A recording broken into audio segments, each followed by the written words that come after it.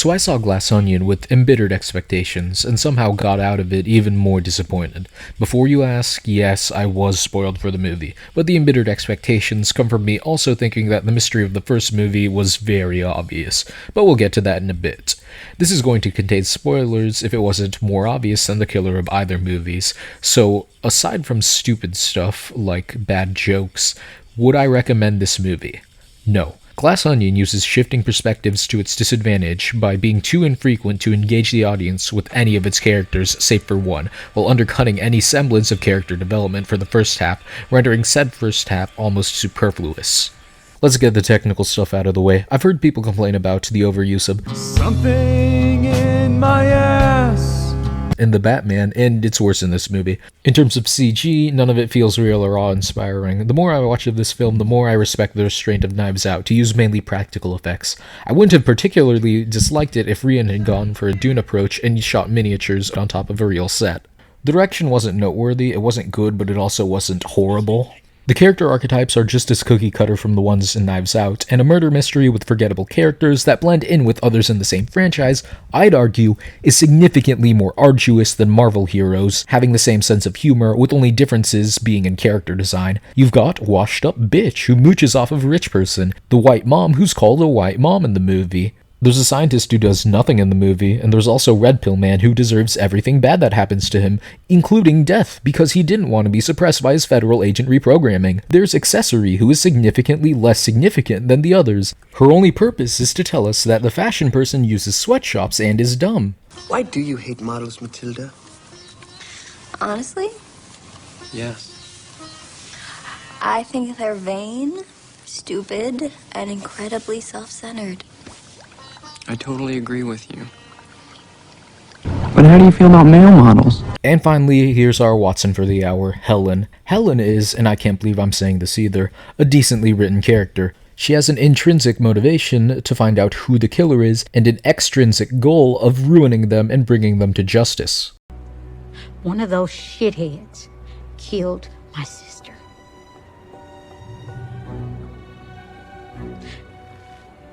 Do you really think we can get the son of a bitch? It was a decent little detail to have her put on a forced southern accent the same way that Detective Daniel Craig does, and her childish notions of investigation are also a nice contrast to Detective Daniel Craig. 28 samples! And with that, I think it's about time we start talking about the story itself, because it doesn't start there. Instead, thinking himself some Christopher Nolan, Rian decides to make the first half of a movie meander only to swap it out with another perspective halfway through, as though it would increase the intrigue instead of making me feel that time was wasted due to the first act of the movie being directionless. Though I didn't like Knives Out as much as critics or even regular people do, I can see the point in changing to Marta's point of view, since it means that a good chunk of people are going to forget that the movie is a mystery thriller, and since Rian is known for subversion, one could reasonably assume that the rest of the movie is about sabotage to prevent the detective from learning the truth. On top of that, it makes it more of an actual murder mystery by having the characters conceal their intents to the detectives, while they're only privy to the audience. But he decided to be a predictable hack instead by having one of the big named actors and most prominent suspects not show up for half the movie, and on top of that, he is never interviewed. I wonder if our killer is still out there to this day. I have to give him credit for this one at least. I didn't think that the amount of time I spent consuming media can feel any more wasted than it already is, but I stand corrected. There is no reason why it couldn't have started off as Helen's story before shifting to a dual perspective, doubly so due to the fact that there's no driving force in the movie up until the twist an hour into the movie, and quadruply so because the motivation for the other protagonists and the actions they take to accomplish their goal are just too simplistic and boring to be a satisfying twist. Despite having a smaller cast than Knives Out, I think that people would remember even less of the characters in the movie since it's apparent that all of them are just caricatures meant to check off boxes on a roll sheet. Without further ado, here's a quick rundown of the plot with a few side tangents, and by a few I mean a lot because I'm talking about this in retrospect, holy shit. The movie starts off with Funny Little Lobster Song. Technically it was Little Fuge, but considering other paraphernalia of contemporary pop culture he puts in, I wouldn't be surprised if he was trying to refer to the Lobster Song. All of the main suspects of the film give a live commentary while opening a puzzle box before cutting to a funny haha of somebody destroying the box instead of solving the puzzles. They all get an invitation to solve the murder of Miles Braun. I couldn't be as on the nose if I tried. Like I said earlier, Knives Out had a similar problem where, oh my gosh, the person who wasn't interviewed at all was actually the killer? Whoa! In this case, due to a flashback, Miles is said to be unable to commit the crime as an attempt to divert away attention from him. This would make sense if it was done by Helen, the person who is not experienced, but it's done by the lead who isn't supposed to rule out any suspects, making the audience ask why the main characters are stupid while also bringing attention to the non-suspect. If you want an example of this, take Helen's first scene. Her hair is intentionally hidden away, but when you see her disguise as Andy, there's no head covering. You could have easily circumvented suspicion by, well, using establishing shots, show that she's set around a cold area and make her wear a ski mask or a beanie to cover herself from the colds. Have some of the other people also do the same thing, so that it wouldn't be as suspicious since other people are doing it, and when in Rome. There's no reason why you couldn't just cut down a few jokes in the movie to make room for this, and on top of that, the joke has too long of a setup with too little payoff. We see Daniel Craig being bad at Among Us before being invited to a murder party, but we never see the box itself presented to him. This is another misdirection, but it's a bit better to the other misdirections since it cuts to the title card. Okay, so we have one piece of misdirection that's bad and one that's fine. Which one do you think they're going to keep intact? The answer is none of them. Instead of just letting it be and letting the audience's mind wander, they draw attention to it again when Miles says that someone reset the box in order to ruin the party after he pulls Benoit Blanc away from it.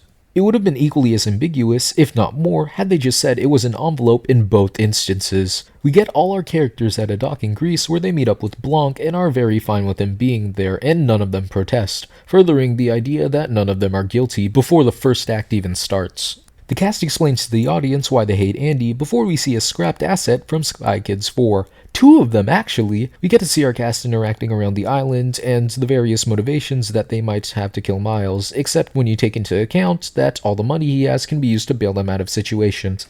In Knives Out, everyone except Martha was told they'll get written out of the will without a penny to their name, giving them no reason to keep him alive. Whereas, if we were to assume that someone would murder Miles, they would have to do it if and after a disaster were to happen with Clear, since people like to pin the blame on somebody who's already alive as opposed to a dead man who can't do anything. It would be extra effective since you can say that it's suicide from guilt or a hit from big oil. The sweatshop thing will be as easily ignored by the public as it is in the real world. Two tagalongs and Stoner are presented to be as memorable as the kids in Knives Out. And Duke dies halfway through the movie, not to mention that Rian would think pro-gun red pillars are obvious killers. But we'll save the politics for the end of the review. Helen confronts the gang with the fact that they're leeches and don't actually care for each other, to which politician lady admits that this is the case. We then have one of the worst cases of misdirection that I have ever seen. Shots of the lady who hit the wall are awkwardly cut in with our characters' reactions as Miles commands the audience, look at the dress, multiple times. Duke then chokes to death and drops Miles' glass, making the room think that he's the target. Let's just ignore all of what I said up until this scene and pretend like my entire audience has a collective IQ below room temperature. Miles is the last person to see a conscious Duke before his gun and phone both go missing. We also hear a phone notification right after Helen leaves the room. So, before the twist of Andy being Helen happens, who is most likely to be in possession of his gun? We're shown it's Duke's gun specifically because it has the engravings on it. I get that Miles is supposed to be insanely stupid, but the main detective is handed these facts on a silver platter, and unlike the audience, he knows that Andy was killed. This is my secondary issue with the movie. Assuming that the audience is fine with no character motives pushing the story further, and that this is entirely focused on the detective, why make him so briskly say that the main bad guy is not the killer? The detective didn't rule out any of the other suspects, so it ends up being more of a smoking gun than it is a misdirection. There are a few various solutions to this. The first is to make it seem reasonable for all of them, including Miles, to do it. If you want to go with the more traditional narrative storytelling, another thing you can do is have Helen think Miles is the character before Blanc pokes holes in the possibility, similar to the original, but you also poke holes in every other character's motive until you're left with Duke before he chokes and dies.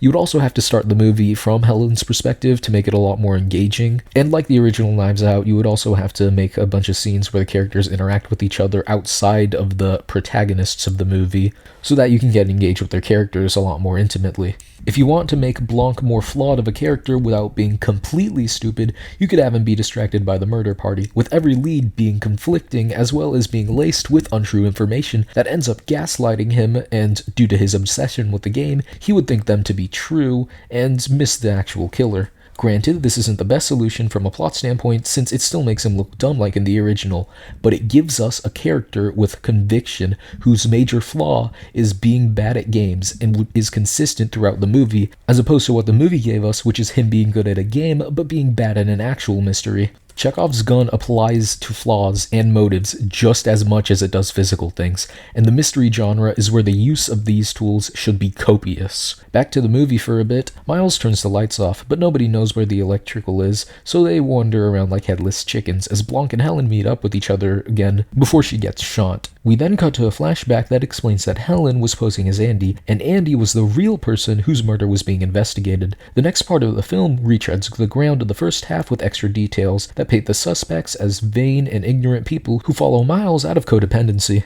Though the first half of the movie helps the ending make more sense, I'll be repeating myself once again. It should not have taken up half the movie. I'll bring up Knives Out once again, since, though I found the killer to be obvious, I can see that people were compelled because of all the characters whose perspectives it shifts from to have a motive that isn't limp.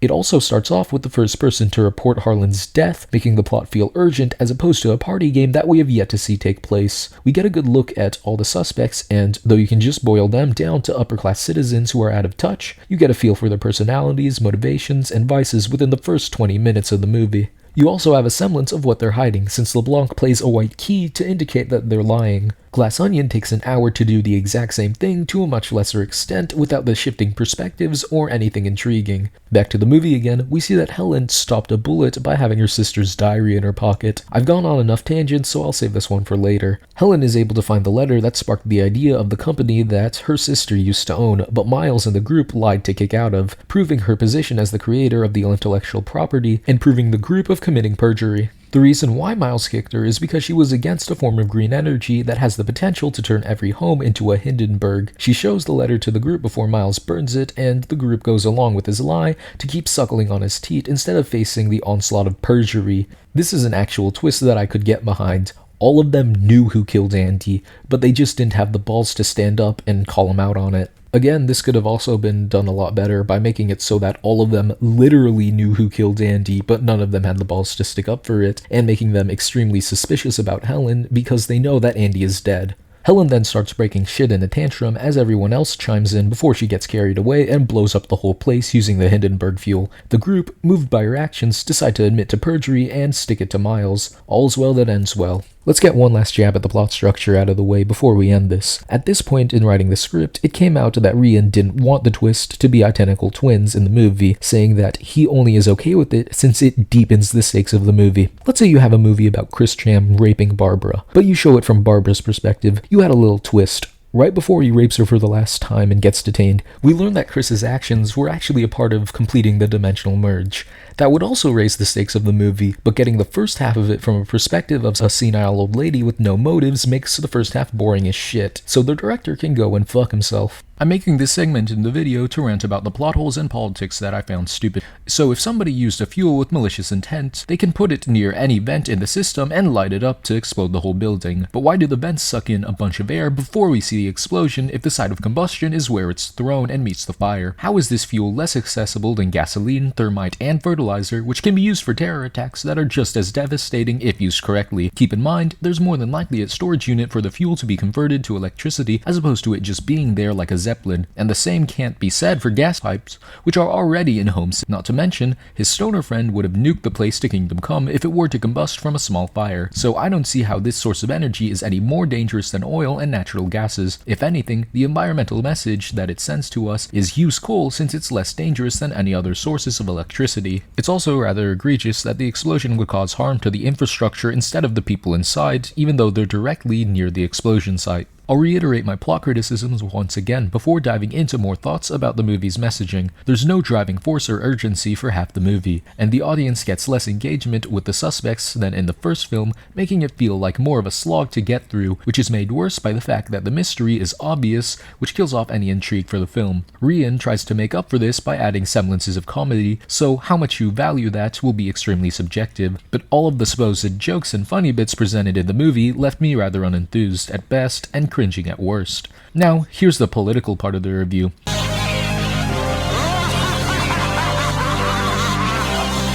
I've seen a few news sources talking about the political interpretations of the movie and comparing Miles to Elon Musk. Though I can understand a surface-level analysis of the details, a meta-analysis will serve to paint an even more interesting picture. Rian portrays multiple characters that are meant to be criticisms of figureheads prevalent in America. The fashion person who uses sweatshop labor, the innovator who pushes for green energy, the politician who pushes bills for monetary compensation, the online red pillar who is banned from most media outlets, the stoner in the background, and the billionaire with eyes bigger than his mouth. Let's look at how these events portray the characters.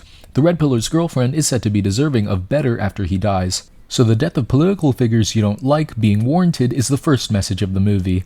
Let me get out my Ruth Bader Ginsburg sock so I can grind her face even deeper into the dirt. One of the other prevalent motifs in the movie is Rian fear-mongering alternative sources of energy that aren't approved solar and wind, which both produce so little energy that the majority of electricity is still produced by fossil fuels anyways. So don't turn your back on big oil can be the next message of the movie. The third message of the movie that I can extrapolate is that nepotism and lying are great ways to bring people to justice, so any message that we had about lobbying being bad is complete horseshit, since the only reason our killer is brought to justice is via nepotism. Just gotta love that misdirection and subversion of my expectations that Rian would actually stand up against corrupt politicians and media figures. From here, we can polymerize what we have so far into a more complete message. You shouldn't question the death of anybody trying to make innovation in the energy market, since not only do they deserve it, but their source of energy is more dangerous than oil, so let's ignore all of the corrupt, putrid shells of humans on our side of the aisle. They're fighting for the greater good. Ignore the fact that nuclear power is more safe and more efficient than any other source of energy we know of today. Ignore the fact that all the other energy lobbyists are the only reason why we don't have many nuclear power plants throughout the states. This type of political nepotism is great, and big oil is a hero. What's this? It's even more based. So yeah, the explosion in an exorbitant expensive mansion with a high electricity cost is not only done with intended malice like any other terror attack, but it also caused no damage to anybody inside the building, despite them being right inside of the explosion. My half-uncle's kid turned on the gas in a fucking apartment complex for almost 6 hours, and the explosion there was way worse than what the shitty CG fire and the explosion represented in the movie, not to mention the higher casualty rate. Ooh boy. So forget the fact that this source of energy needs to be abused with malicious intent to be dangerous. We should outlaw it in every capacity because Elon bad. Again, this is what the film is saying if we were to take it as actual insight as opposed to a hack putting buzzwords and iconography in a shitty film to make it seem more intelligent, the same way Redditors use fedoras. However, unlike Reddit, people are falling for this hook, line, and sinker.